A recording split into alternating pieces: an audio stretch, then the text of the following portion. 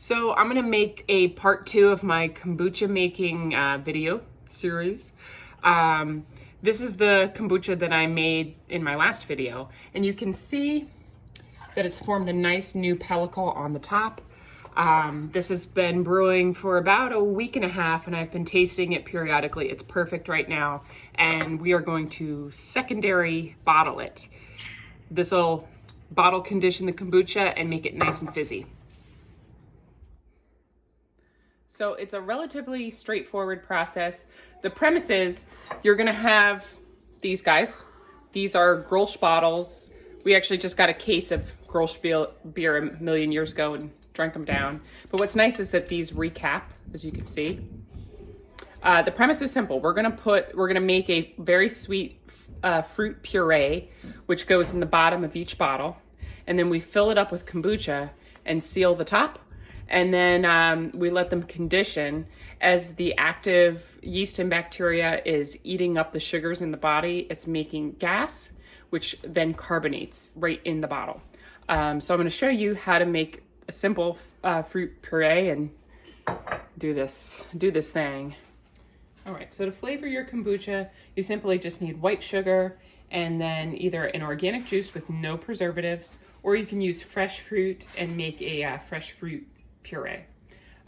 What you're gonna do is simply take your juice, heat it up on the stove, and for every bottle that you're gonna make of kombucha, you're gonna add about 2 teaspoons of sugar to about every third of a cup of liquid that you do. Sometimes I cut the sugar back if it's hyper sweet, what I'm using, but in each bottle at the end, once you've cooked up your juice, you want to fill them about just a tiny bit at the bottom.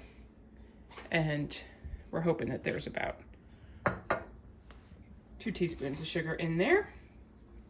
These are my Grolsch bottles that I did sanitize.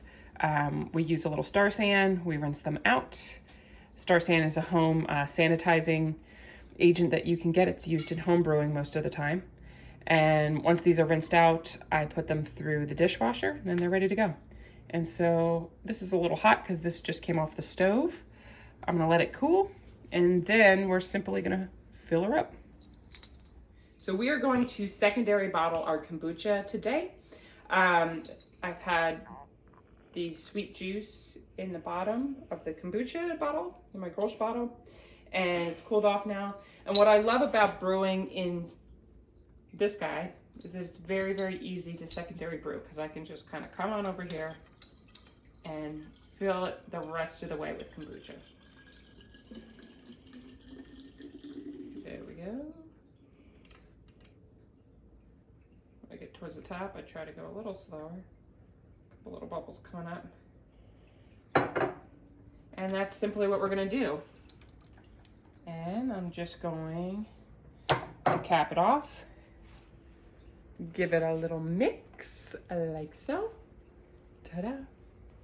And then this needs to sit out room temperature for a little while, 3-4 days, and then it'll start to get fizzy inside. Then it can be refrigerated. Okay. Okay. All right, and now we're gonna see if this carbonated.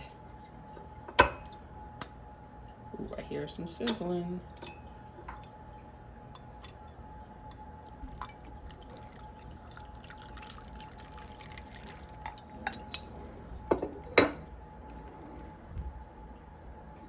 I don't know if you can see that.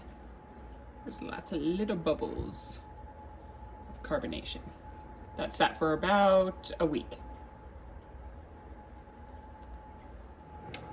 And that is how you carbonate kombucha. Cheers.